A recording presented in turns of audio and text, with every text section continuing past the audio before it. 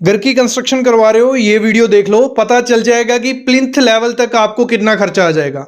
Material का कितना खर्चा आएगा, लेबर का कितना खर्चा आएगा, आपका जितना भी स्क्वायर फीट का घर है, 1000 2000 3000 कोई भी है, तो आपको पता चल जाएगा कि फुटिंग में कितना खर्चा आता है, फिर प्लिंथ के सरिये में, फिलिंग में, और सही से घर कैसे बनाना है। इस वीडियो में आपको ये मैं बताऊंगा कि कैसे आप खर्चा बचा सकते हो प्लिंथ तक घर बनाने में, और सही से घर कैसे बनाना है।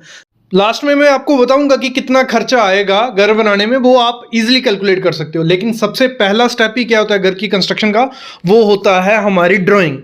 और जब भी ड्राइंग आपको बनानी है, आपको लमसम 15 से 20 हज़ार रुपया खर्चा उसमें आ जाता है। उसमें आपका प्लान भी बन जाता है, सरिये की डिटेल भी आ जाती है, आपकी एलिवेशन भी दिख जाती है कि आपका घर कैसे दिखने वाला है। जब हमारा प्लान आपको बनाना है, और प्लान हमेशा आर्किटेक्ट से, एक अच्छे आर्किटेक्ट से बनाना, जैसे कि जिसको एक्सपीरियंस हो, तो उससे क्या होगा, आपको सही से डिटेल मिलेगी, आपके पैसे यहां बच जाते हैं। जहां आप 20,000 रुपया देते हो, वहां हमें अच्छे से सरिया हमारे पूरे स्ट्रक्चर में आ जाता है और सही से घर बनता है। तो थोड़ा आपने सामने देख रहे हो, 2D प्लान का हमारा खर्चा 3 रुपये पर स्क्वायर फीट है, 3D एलिवेशन का 5 रुपये, आर्किटेक्ट ड्राइंग का 12 रुपये, स्ट्रक्चर की डिटेल लेनी हो 8 रुपये, और ये मैक्सिमम खर्चा पड़ जाता है। इससे कम ही पड़ता है। जैसे मैंने बता दिया, कोई भी छोटा अगर नक्शा बनाते हो 1000 2000 स्क्वायर फीट का, 15 से 20,000 रुपये खर्चा आता है, मतलब 1% खर्चा आता है हमारे पूरी कंस्ट्रक्शन का। दूसरा काम होता है हमारा लेआउट का चूना मारना। जैसे आपने ड्राइंग बना ली ना, वही जो आर्किटेक्ट ने पैसे आपसे लिए होंगे, लगा लो 15 से 20 हज़ार लिया होगा ना, उसी में वो आपको चूना मार के देता है कि आपका प्लिंथ कहाँ आएगा, आपकी फुटिंग कहाँ आएगी। और जब लेआउट करवाना है, अच्छे से लेआउट करवा लेना है पूरा, खुद से ठेकेदार को नहीं प्लान दे देना है। जहाँ पहले मेरे ख्याल में आर्किटेक्ट को आपको बोलना है कि हमें लेआउट करके दे दो। कुछ क्या करते हैं, कहीं से प्लान बना के ले आते हैं और कॉन्ट्रैक्टर को दे देते हैं, और जब कॉन्ट्रैक्टर लेआउट करता है तो उससे सही से लेआउट नहीं होता है, तो गलती हो जाती है कभी भी।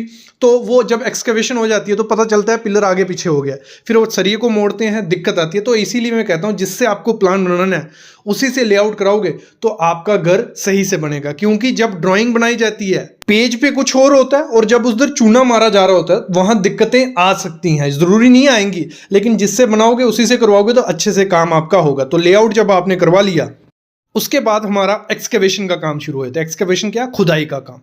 तो खुदाई में आप दो ऑप्शन हो जाते हैं, जेसीबी से करवाओ, लेबर से करवाओ। जेसीबी से करवाओगे काफ़ी जल्दी काम होता है, एक दिन में जेसीबी खड्डा खोद के चली जाएगी।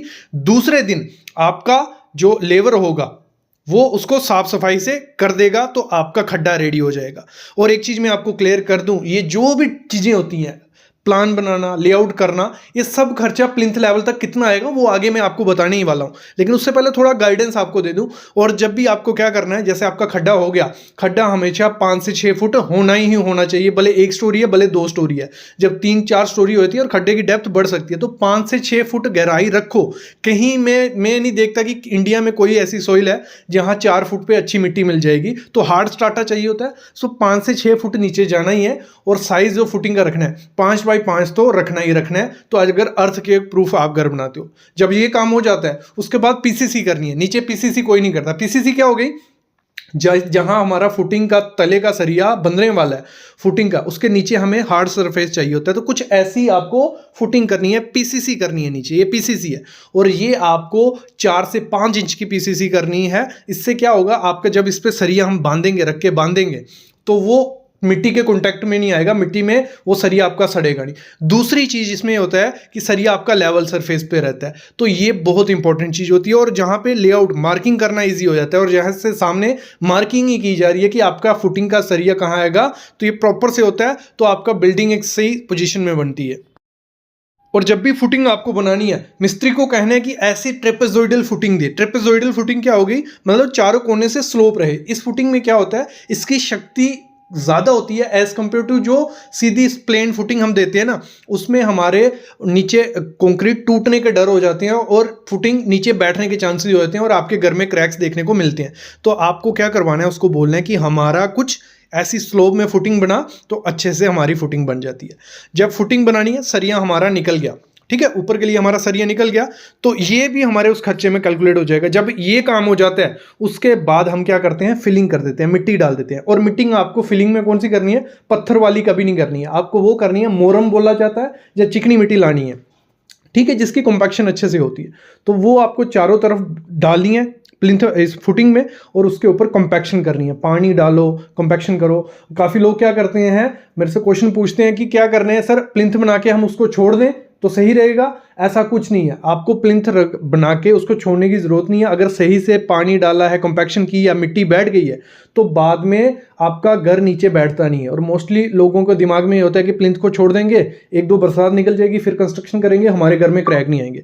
अगर आपने सही से कॉम्पैक्शन नहीं की होगी तो क्रैक आएंगे ही आएंगे। जब हमने मिट्टी फिलिंग कर दी, देखो यहाँ जो मिट्टी है इसमें पत्थर है, ये मिट्टी अगर आप डाल दोगे जो पत्थर वाली जगह है उसके साइड साइड पे मिट्टी नहीं आती है, तो बाद में कहीं से पानी घुसता है नीचे तो वो बैठता है, तो आपके घर में क्रैक्स आ जाते हैं। तो आपको ऐसी मिट्टी कभी नहीं डालनी है। जैसे सामने आप देख रहे हो ना, ये पत्थर वाली मिट्टी है, ये फेंक दो, दूसरी मिट्टी ले आओ, मुरम या सैंड, वो डालो, उसकी कॉम्पैक्शन करो। जब ये काम हो जाता है उसके बाद हमारा प्लिंथ का सरिया बांधा जाता है।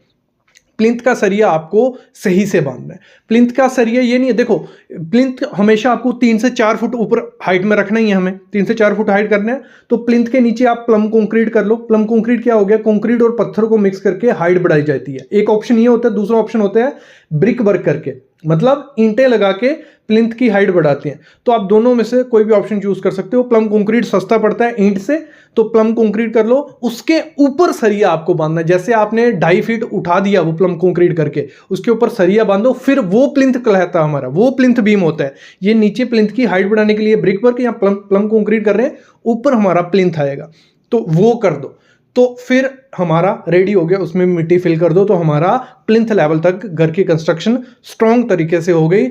तो ऐसे में आपके घर में क्रैक्स भी नहीं आते हैं और सही से भी हो गया।